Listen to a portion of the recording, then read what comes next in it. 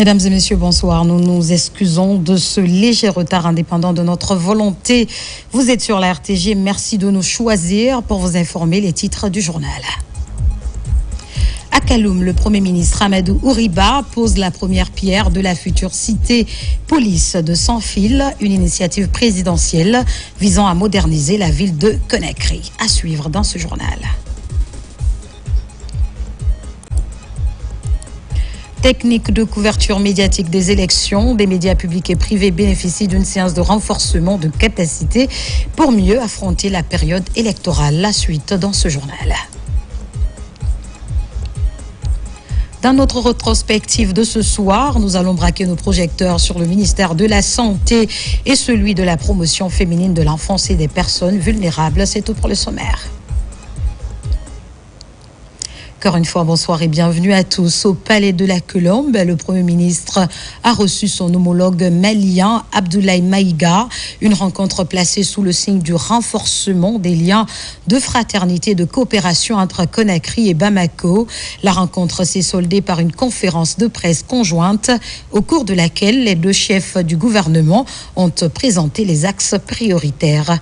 Adi Kamara, reportage.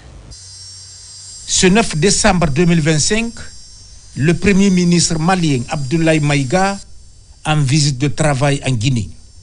Sur le tarmac de l'aéroport international Ahmed Sékou Touré, le Premier ministre guinéen Amadou Ouriba lui réserve un accueil chaleureux, symbole de la fraternité et du respect mutuel qui unissent les deux pays.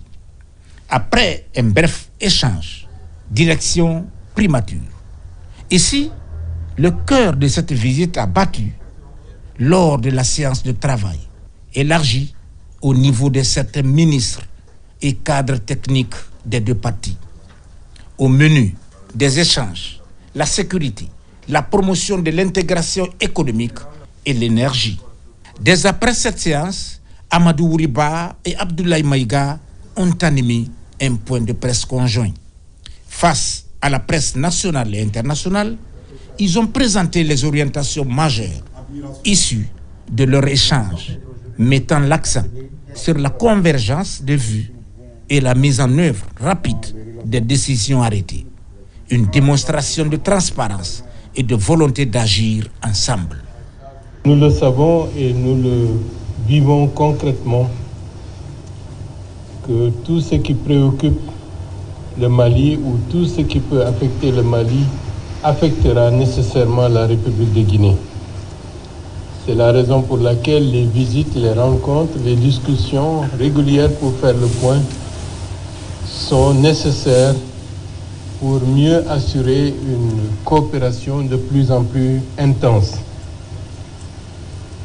Les deux présidents s'inscrivent dans la ligne logique des pères fondateurs, à savoir faire vivre un panafricanisme qui se renouvelle et qui revitalise les relations traditionnelles historiques entre nos deux peuples. À cet égard, la redynamisation de la coopération entre nos deux pays passera nécessairement par la réactualisation de certains projets structurels qui intéressent aussi bien le Mali que la Guinée. Nous avons rappelé au cours de l'entretien que nous avons eu que la Guinée est toujours disponible pour apporter son concours à la République du Mali pour l'accession à la mer. Ça fait partie de notre obligation morale et de notre responsabilité à l'égard du peuple frère du Mali, en toutes circonstances et quelles que soient les vicissitudes politiques qui peuvent émerger par-ci par-là.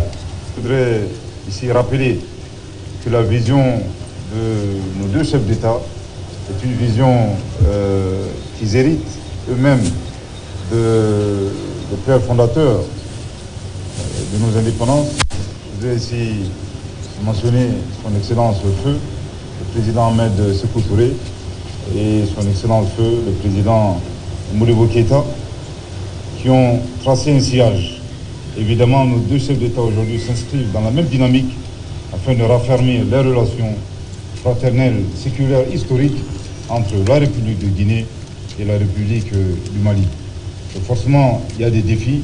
Je voudrais ici rappeler que le Mali a toujours bénéficié de l'accompagnement de la République sœur de Guinée, en particulier durant des heures sombres. Je voudrais ici rappeler les sanctions malheureuses, illégales, illégitimes et inhumaines de la CEDEAO et de l'UEMOA, sanctions prises contre le Mali. Et Dieu merci, la République sœur de Guinée ne nous a jamais fermé les portes de ce beau pays, ce qui ne nous surprend d'ailleurs guère.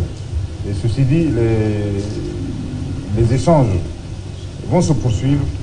Je pense que, en tout cas, les points principaux retenus, c'est de redynamiser les travaux au sein des sous-commissions dans le cadre de la grande commission mixte Mali-Guinée, dans l'intérêt supérieur de nos peuples et bien entendu dans le cadre de renforcement de la vision panafricaniste, vision que nous devons matérialiser, vision construite par les deux chefs d'État de nos pays. Mais avant de terminer, je voudrais, au nom de son Excellence le général d'armée Assimi Goïta, président de la transition, chef de l'État, formuler un vœu pieux. Nous savons que la République sœur de Guinée s'apprête, s'il plaît à Dieu, Inch'Allah, à organiser l'élection présidentielle pour le 28 décembre. Nous prions le bon Dieu que cette élection soit un moment de communion, une occasion de renforcer encore la cohésion, l'unité nationale en République de Guinée. Au cours des échanges, nous avons eu également l'opportunité de transmettre notre profonde admiration à son Excellence le général d'armée Mamadi Doumbia, président de la République de Guinée, après l'inauguration du méga-projet de Simandou, qui fait la fierté à la fois de la Guinée, mais qui fait également la fierté de toute l'Afrique. Je pense que grâce à cette inauguration, son Excellence le général Doumbia vient de nous donner un modèle de grande leçon de leadership. Je pense que nous avons, nous qui sommes des exécutants, nous avons l'obligation de nous en inspirer afin justement de matérialiser, de raffermir davantage les relations entre la République sœur de Guinée et la République du Mali.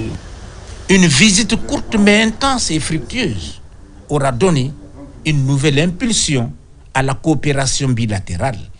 Face aux défis communs, la Guinée et le Mali choisissent la voie de la solidarité agissante et du partenariat renforcé pour le bénéfice des deux peuples. En Côte d'Ivoire, cérémonie d'investiture du président de la République, son Excellence Alassane Dramane Ouattara, pour sa prestation de serment. Le ministre des Affaires étrangères, de l'intégration africaine et des Guinéens établis à l'étranger a représenté le président Mamadi Doumbouya. Dr Maurice Anda Kouyaté s'est dit honoré d'assister à cet important événement. Oumar Barry est notre envoyé spécial.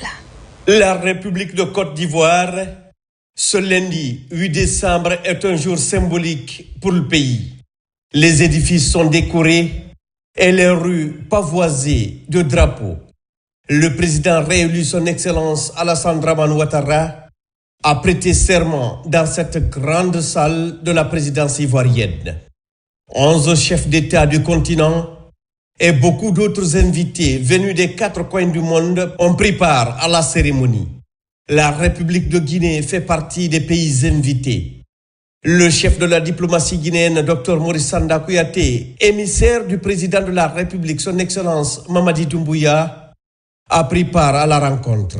J'ai eu l'immense honneur d'être envoyé spécial du président de la République, son Excellence le général Mamadi Doumbouya, pour le représenter à la cérémonie d'investiture de son frère, le président, son Excellence, président Alassane Ouattara. Ce 8 décembre, qui a prêté serment, les relations entre la Côte d'Ivoire et la Guinée sont des relations de fraternité. Et cette fraternité qui s'est développée et renforcée entre nos deux dirigeants, nos deux leaders. Donc j'ai passé ce message de félicitations du président Doumbouya, des messages de renforcement de nos relations bilatérales fraternelles.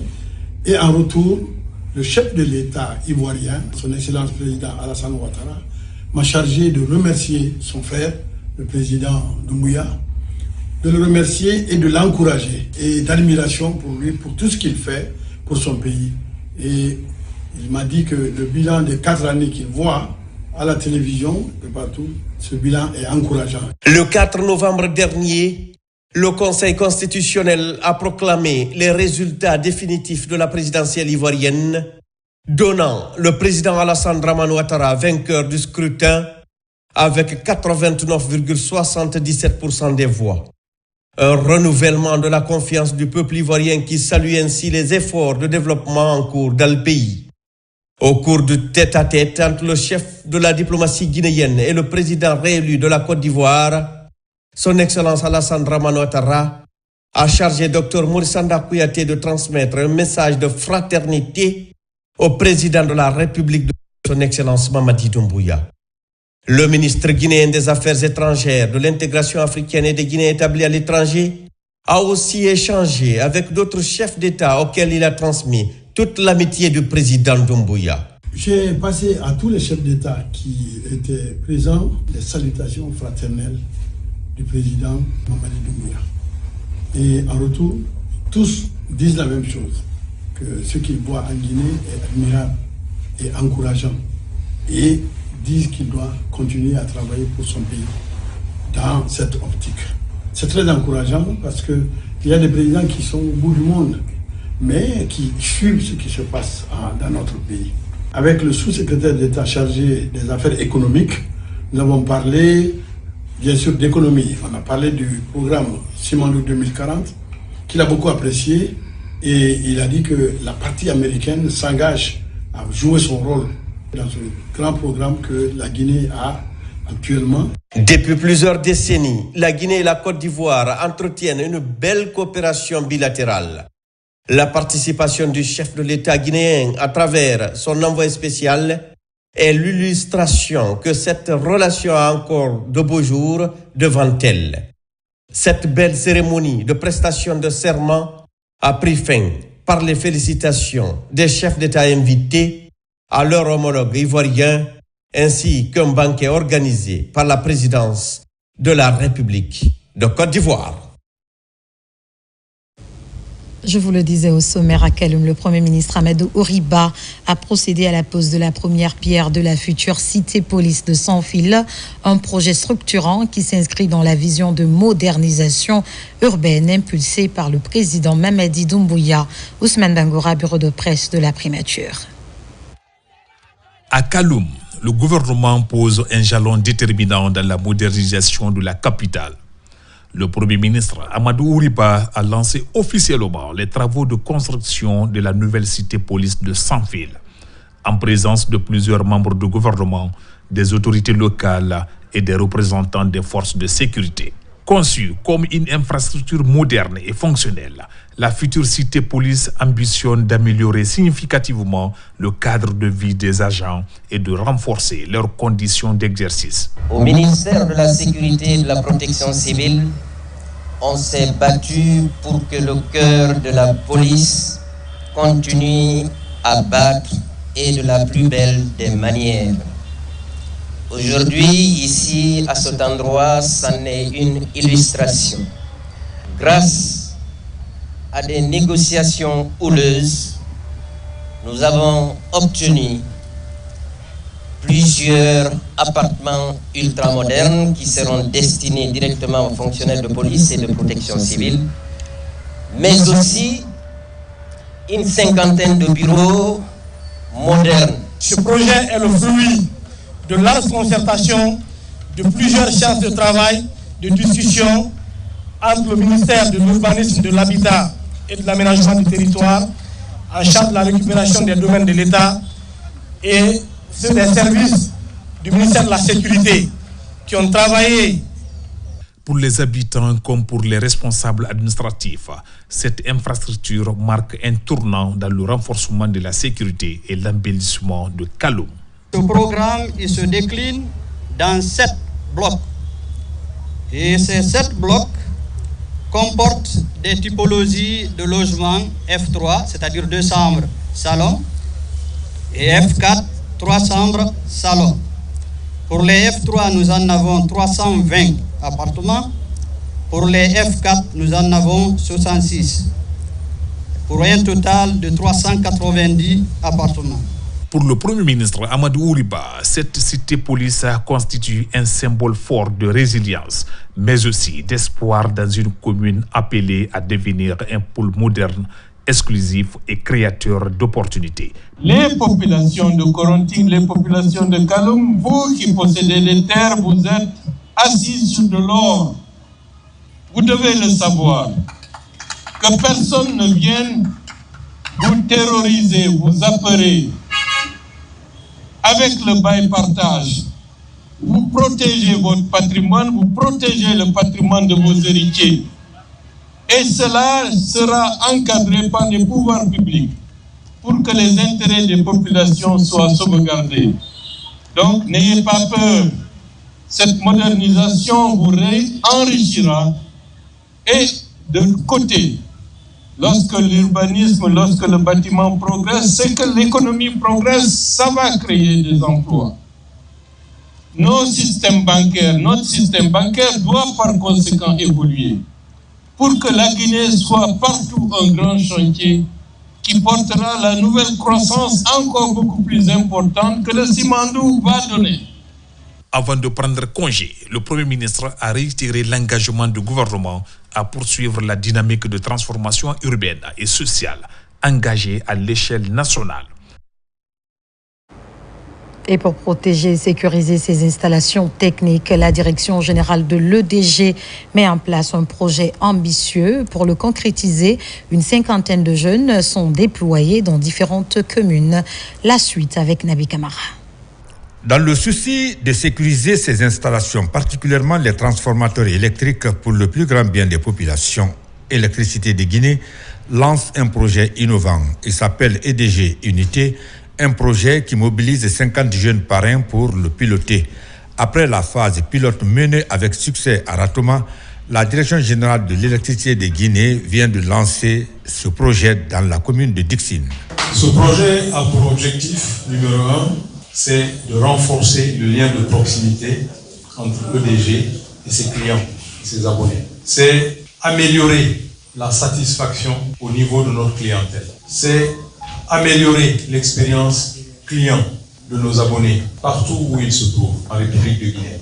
Ce projet va permettre de créer le lien, le trait d'union entre EDG et le client final qui est consommateur d'électricité dans un quartier. Cette stratégie initiée par les autorités de l'électricité de Guinée facilite également les paiements des factures et les recharges des compteurs prépayés via réseau de proximité. Ce que nous attendons de vous en tant que président du conseil de quartier, en tant que parrain de transformateur, c'est d'être alerte, c'est d'être préventif et surtout d'être réactif.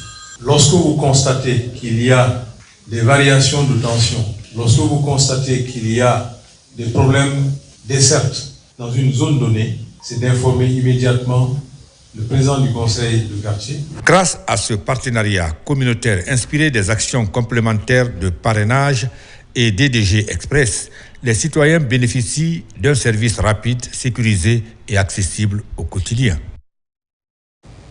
À l'occasion de la Journée internationale des droits de l'homme, une déclaration a été faite par le garde des Sceaux, ministre de la Justice, Yaya Kairaba Kaba. Il est au micro de Kerno Younoussaba. Suivez.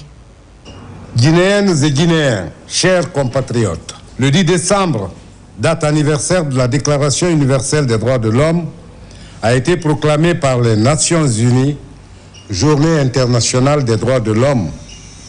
Le thème de cette année est « Les droits de l'homme sont essentiels au quotidien ». Depuis 2021, la République de Guinée vit un contexte politique qui vise à refonder nos institutions, restaurer la confiance publique, consolider l'état de droit et jeter les bases d'une économie forte, résiliente et inclusive. Les droits humains ne doivent pas être perçus comme une contrainte, mais comme une opportunité pour bâtir un pays stable, paisible et prospère. C'est le lieu d'adresser mes sincères félicitations et mes chaleureux remerciements à Monsieur le secrétaire général des Nations Unies et à travers lui, le haut commissaire des Nations Unies aux droits de l'homme pour l'excellence de leur coopération avec la République de Guinée.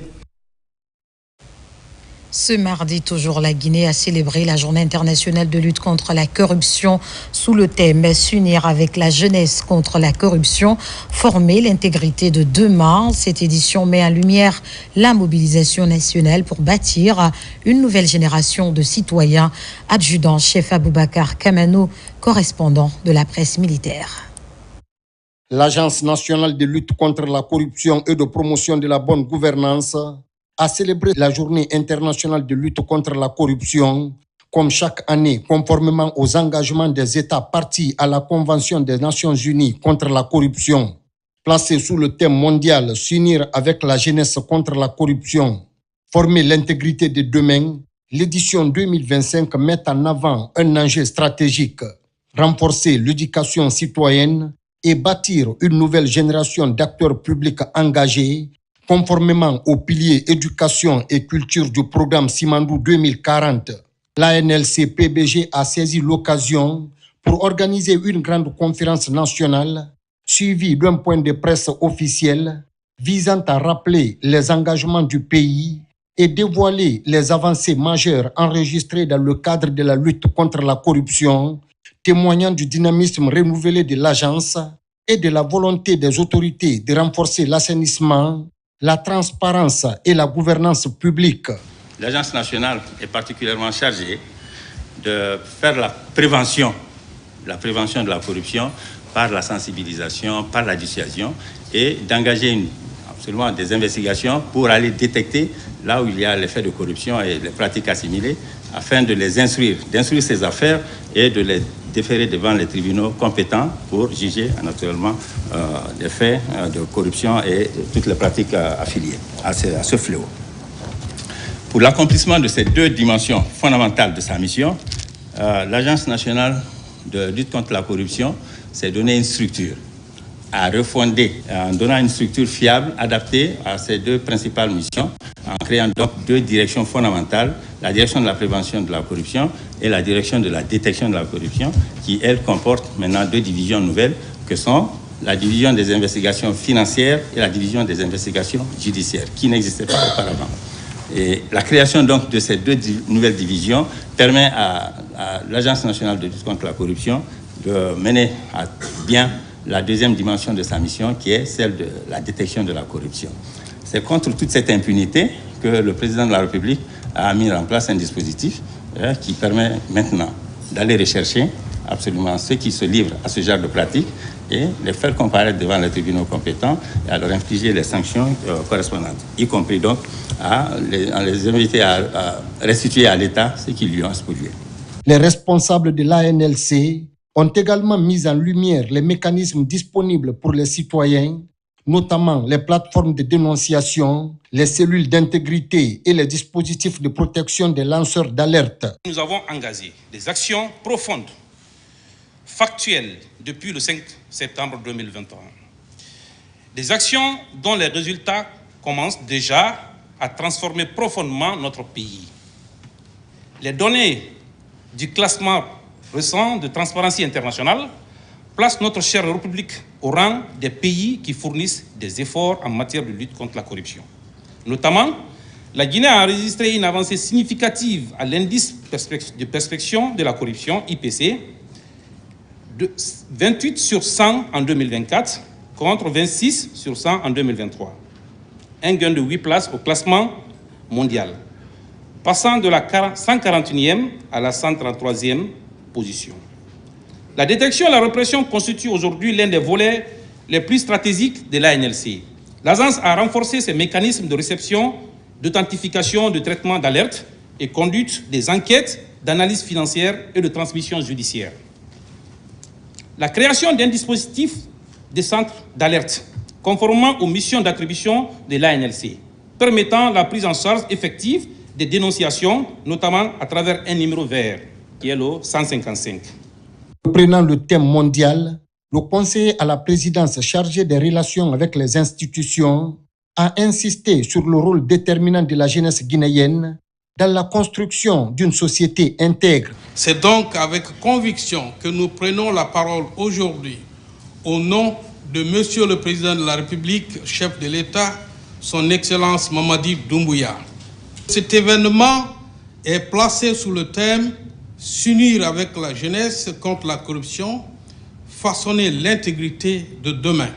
Le choix de ce thème souligne l'importance stratégique de la jeunesse dans la dynamique de la refondation sociétale qui constitue l'épicentre de la philosophie politique du président Mamadi Doumbouya.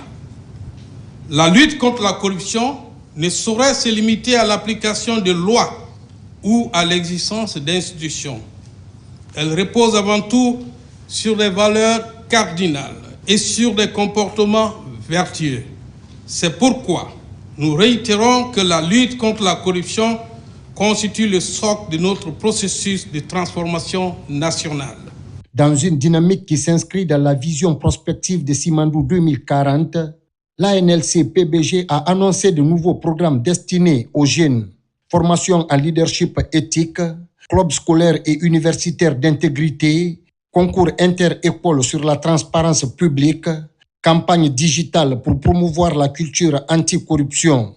Ces initiatives visent à bâtir une génération consciente, responsable et engagée, capable de devenir le socle moral de la Guinée de demain. Cette journée internationale de lutte contre la corruption 2025 aura permis de réaffirmer l'engagement ferme de la République de Guinée à bâtir un État moderne, juste et transparent. En plaçant la jeunesse au cœur de la stratégie nationale, l'ANLC entend construire l'intégrité de demain et faire de la lutte contre la corruption un véritable pilier de développement durable.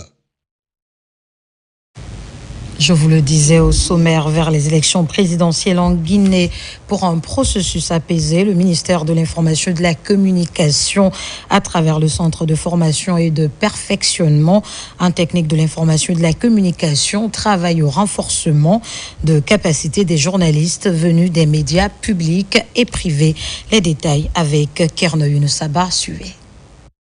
24 heures après avoir lancé une formation de journalistes de la presse en ligne sur l'intelligence artificielle en période électorale, le ministre de l'Information et de la Communication procède au lancement d'une formation, cette fois des journalistes de la presse audiovisuelle. Ils sont outillés sur les techniques de couverture d'une élection.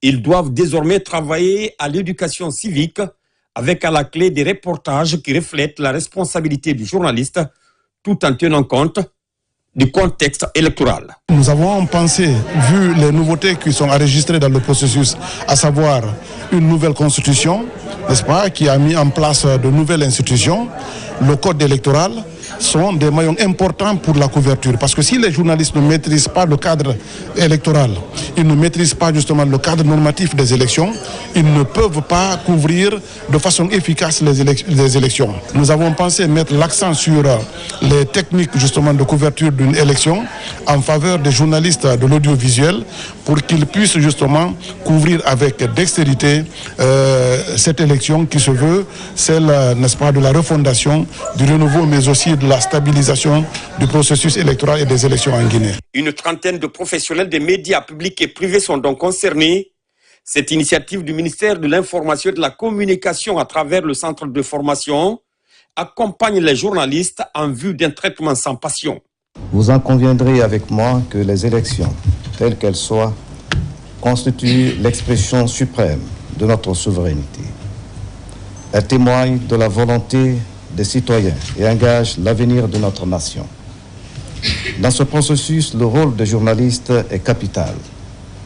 Informer avec exactitude, impartialité et responsabilité afin de garantir la transparence du scrutin. Chers confrères journalistes, en assurant une couverture équilibrée et respectueuse des règles déontologiques, contribue à la consolidation de la démocratie, au renforcement de la paix et de la préservation de la cohésion nationale. Le gouvernement guinéen, fidèle à ses engagements depuis le 5 septembre 2021, sous la clairvoyance de M. le Président de la République, chef de l'État, son Excellence Mamadi Doumbouya, réaffirme son attachement à la liberté de la presse. La formation va s'étendre sur 3 jours. Des facilitateurs rompus à la tâche vont partager leur expérience en vue d'une meilleure qualification des participants. Dans un autre registre, la Direction nationale du plan vient d'organiser un atelier sur la vulgarisation du guide de formulation des politiques sectorielles, le GFPS, un outil permettant de réunir les documents de planification et d'instaurer un cadre unique, clair et harmonisé pour l'action publique en Guinée. Saliouba, reportage. C'est une avancée majeure dans la planification des politiques publiques. Grâce au ministère du Plan et de la Coopération internationale, la Guinée se dote désormais d'un guide de formulation des politiques sectorielles. Un outil stratégique élaboré avec l'appui du PNUD pour renforcer la cohérence, l'harmonisation et l'efficacité de l'action publique. Aujourd'hui, un grave vide vient d'être comblé, celui de l'absence d'un cadre d'orientation devant guider les acteurs de la planification dans le processus de pilotage et de gestion du développement économique et social. Le PNUD réitère encore sa disponibilité à œuvrer aux côtés du gouvernement et de l'ensemble des partenaires pour la pérennité du processus du CRMT et au bénéfice de la population guinéenne. Ce nouveau guide s'inscrit dans la dynamique du programme Simandou 2040 avec une ambition claire, bâtir une gouvernance plus performante, mieux structurée et résolument tournée vers des résultats durables. Le ministère du Plan et de la Coopération internationale, fermement engagé à exercer ses prérogatives, a entrepris un processus qui a consisté à doter les acteurs de développement d'outils de gestion de développement pour faciliter le processus de planification dans toute sa dimension, pour conférer un caractère inclusif et participatif du processus. Il a été conçu, élaboré puis validé avec l'appui technique et financier du PNUD, le guide de formulation des politiques sectorielles aligné sur les ODD 2030 avec la participation de l'ensemble des parties prenantes. Au même moment, une vingtaine de cadres reçoivent leur certification après une formation axée sur les techniques modernes de planification. Une étape décisive pour garantir une mise en œuvre professionnelle et concertée des politiques sectorielles. Nous poursuivons cette édition. Le chef d'état-major adjoint de l'armée de terre, le général de brigade Tamba Kalas Tolno, accompagné de l'inspecteur général des forces armées et le commandant du bataillon autonome de Farana, a récemment sillonné les unités de la 3e région militaire située le long des frontières, avec pour but d'exhorter les forces de défense et de sécurité au renforcement de la sécurité intérieure et la préservation de l'environnement. Le point avec le lieutenant Sana Kamara, correspondant de la presse militaire.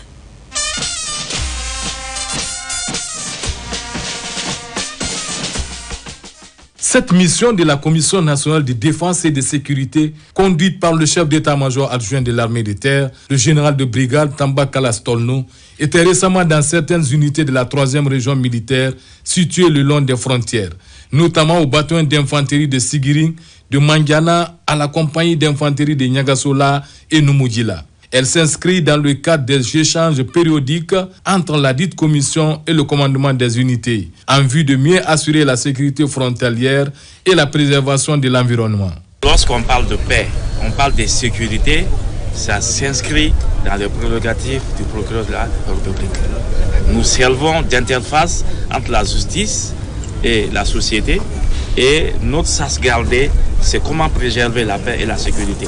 Nous devons tous mener à bien, dans l'esprit patriotique, le service patriotique pour la défense de notre territoire. Nous sommes là ici pour les populations de Numudjila et pour leur bien aussi. Une occasion mise à profit par la commission pour organiser des séances de formation sur la lutte contre le trafic illicite des stupéfiants, l'exportation illégale du carburant, la lutte contre le terrorisme et d'autres travers sociaux. Vous devez encore être pris patriote. Nous savons que vous ne déméritez pas. Il y a très longtemps, vous luttez contre l'insécurité sur notre territoire. Vous devez encore augmenter le dispositif en activant la patrouille mobile et la patrouille fixe et autres à des différents axes routiers au niveau des centres-villes et la frontière. L'élan de solidarité et de professionnalisme des forces de défense et de sécurité dans l'optique de la sécurisation des personnes et de leurs biens est vivement salué par les autorités administratives et la population de la région durant cette mission.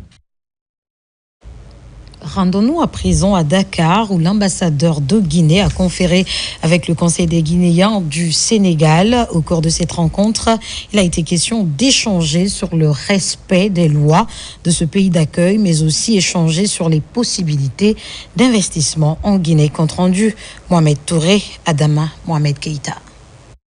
L'ambassade de la République de Guinée à Dakar est au centre de la vie de la plus grande communauté guinéenne établie à l'étranger. Avec une présence estimée à plusieurs centaines de milliers de ressortissants, la représentation diplomatique fait face à des enjeux croissants de gestion administrative et sociale. Il y a une très bonne collaboration ici entre le personnel de l'ambassade et le bureau de conseil des Guinéens de l'étranger dans la gestion de la communauté guinéenne au Sénégal. Dès notre arrivée, nous avons essayé de faire une prise en charge de tous les Guinéens, de quelque nature que ce soit, de quelque bord que ce soit, pour les mettre ensemble en vue d'avancer. Nous avons beaucoup d'associations ici et nous sommes au service de la communauté parce que nous sommes les baïfals de la communauté.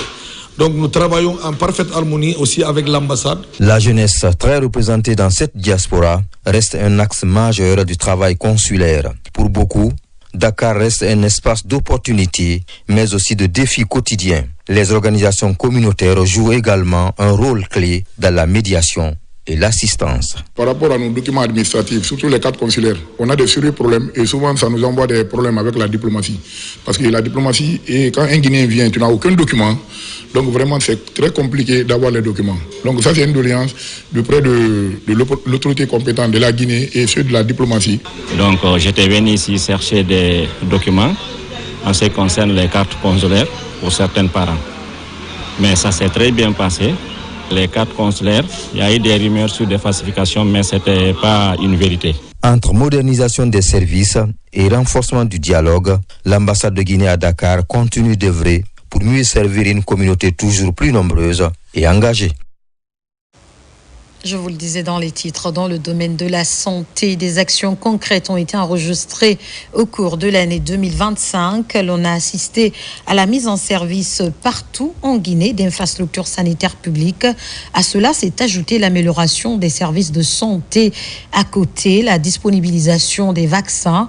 Parallèlement au ministère de la promotion féminine de l'enfance et des personnes vulnérables, l'agenda féminine a été mise en avant.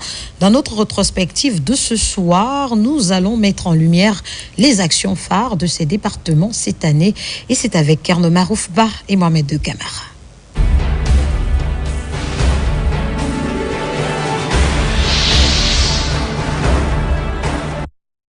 La refondation du système de santé a connu une ascension au cours de l'année 2025. Pour approcher les offres de soins de la population à la base dans tout le pays, l'État guinéen, à travers le ministère de la Santé et de l'Hygiène publique, s'est investi dans la réalisation des infrastructures dans plusieurs localités. Cette décentralisation est le fruit d'une vision, celle du chef de l'État, d'offrir des soins de qualité aux Guinéens partout là où ils se trouvent. Dans le Grand Conakry et à l'intérieur du pays, des nouvelles infrastructures sanitaires sont à ce jour opérationnelles. Des centrales de production d'oxygène sont aussi réalisées dans les 7 régions administratives de la Guinée profonde. Ces centrales aujourd'hui actives vont desservir les hôpitaux préfectoraux en oxygène. La construction de ces infrastructures de production de cet élément vital vise à réduire la mortalité maternelle et néonatale, la prise en charge des urgences médicales, mais également faire face aux complications des maladies respiratoires.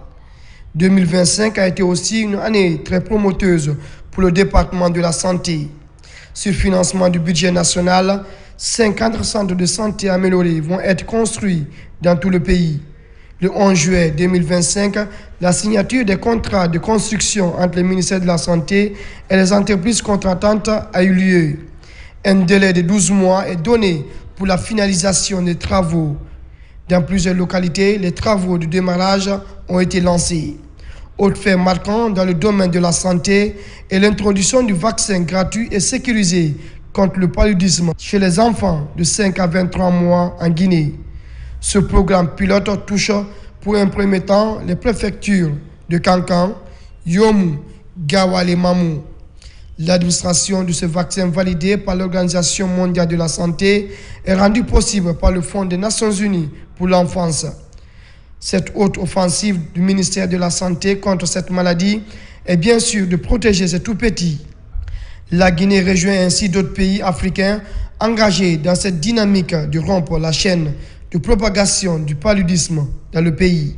Au ministère de la Promotion féminine, de l'enfance et des personnes vulnérables, les réformes ont été enregistrées dans le domaine de la promotion des femmes en Guinée. Cette année, dans la quinzaine du mois de juillet 2025, le Conseil national des femmes a vu le jour. Ce bureau servira d'interface entre les autorités, les partenaires et la jeune féminine. Les membres du bureau national viennent de toutes les régions administratives du pays. Le gouvernement et ses partenaires ont pris l'acte de l'installation de cet outil de gouvernance obtenu sous le leadership du président de la République, Mamadi Doumbouya. Dans la même trajectoire, le ministère de la Promotion féminine, de l'enfance et des personnes vulnérables continue sa stratégie d'accompagner les femmes et filles issues des milieux défavorisés dans l'apprentissage des métiers générateurs de revenus. L'année qui s'achève a permis à la préfecture de Koya de se doter d'un centre d'autonomisation d'entrepreneuriat des femmes et filles. L'édifice accueille 250 apprenantes pour les différentes filières. Ces engagements des autorités du pays visent à promouvoir la jeune féminine qui représente 52% de la population.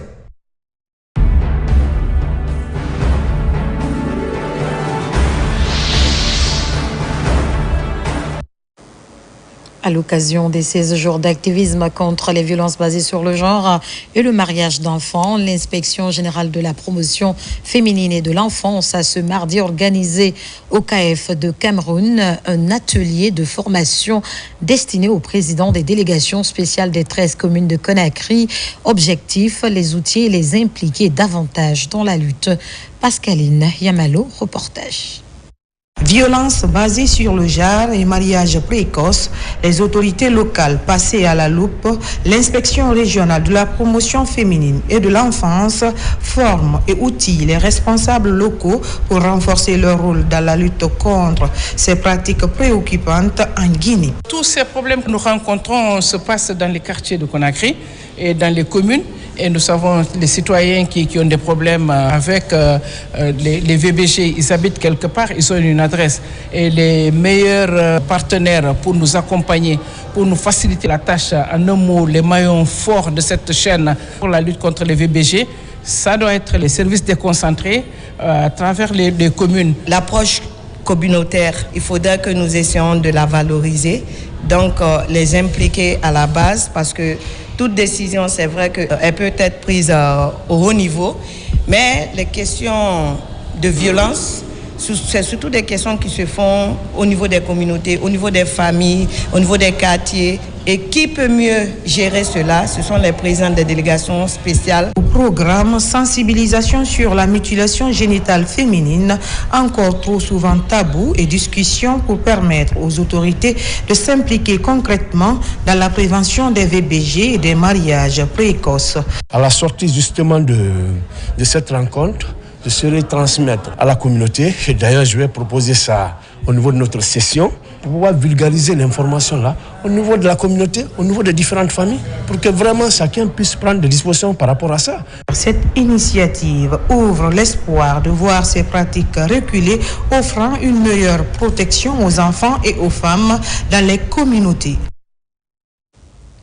Dans la Cité des Agrumes Santé, avec la prise en charge gratuite des malades à travers le Fonds de développement social et de l'indigence. La remise des titres d'assistance sociale s'est déroulée en présence des autorités locales. En seul objectif, secourir les plus démunis. Moussa Kouyaté. L'assistance sociale est l'une des préoccupations des autorités, avec à sa tête le président Mamadi Doumbouya. C'est dans cette optique que 39 patients ici à Kindia viennent de bénéficier des titres de prise en charge gratuite par le Fonds de développement social et de l'indigence. Cette initiative englobe non seulement la prise en charge sanitaire des malades indigents et leur ravitaillement en médicaments. Elle touche la solidarité nationale, assurer les soins aux plus démunis et garantir la santé publique. Et remercier son Excellence, Monsieur le Président de la République, qui croit fermement que nul citoyen ne sera abandonné sur l'étendue du territoire national. Assister les personnes démunies est la mission principale du Fonds de développement social et de l'indigence. Aujourd'hui, je suis vraiment contente d'entendre que Mamadi Doumbouya m'a pris en charge. Que Dieu le protège et de donner la santé et la prospérité. Ça fait 4 ans. Je faisais la 10e année. C'est à propos des maladies qui m'a fait arrêter les études. Et quand tu as la santé, tu vas faire tout ce que tu peux le faire. Le social a beaucoup primé en Guinée. Donc, se mettre aujourd'hui avec les autorités pour la remise maintenant de ces fonds aux indigènes là, cela va tout droit à nos cœurs et nous remercions le gouvernement. Les autorités locales ont salué et remercié le président Mamadi Doumbouya pour cet acte en faveur des populations de Kindia. Chaque patient bénéficiaire est accompagné par un assistant social pour faciliter les démarches. Pour finir, à quelques semaines de l'élection présidentielle, le Mosakod vient de lancer une vaste campagne de sensibilisation pour le maintien de la paix en Guinée. Dubrika est la préfecture pilote. L'action s'étendra dans les autres villes et régions de la Guinée afin de garantir un climat électoral apaisé. Marwan Kamara, Mamoudou Silla. Alors que la campagne pour l'élection présidentielle bat son plein, le Mosakod lance une tournée nationale de sensibilisation en faveur du maintien de la paix. Première étape, le secteur de Kindiadi et la préfecture de Dubrika. Dans ces localités, l'initiative suscite une forte mobilisation. Responsables religieux et citoyens se retrouvent autour d'un même message: promouvoir une élection apaisée en Guinée. Mosakod, dans son esprit de quiétude nationale pour la paix et le bon déroulement en fait des élections, c'est une sensibilisation de porte à porte au niveau de toutes les structures pour attirer l'attention sur l'avantage des élections, sur le bon déroulement des élections. Les membres du Mosakod déploient un dispositif ambitieux. Leur objectif: atteindre chaque localité, même les plus reculées, pour renforcer le climat d'apaisement partout dans le pays. Cette élection est cruciale. Elle déterminera la voie que notre pays empruntera les années à venir. Je vous invite à rester unis et convaincre nos proches de faire de cette élection un succès. Nous sommes unis. Notre communauté a toujours privilégié la paix, le respect et l'hospitalité, visant au développement, à la stabilité et au bien-être de notre pays. La caravane se poursuivra dans plusieurs préfectures de l'intérieur et du Grand Conakry. À travers cette tournée, le Mosakod espère contribuer à instaurer une atmosphère sereine, indispensable au bon déroulement du processus électoral. C'est cet élément, mesdames et messieurs, qui met fin à ce journal. Merci de nous avoir reçus chez vous. À bientôt sur la Guinée, notre paradis, terre de richesse, d'opportunités et d'innovation. Bonsoir.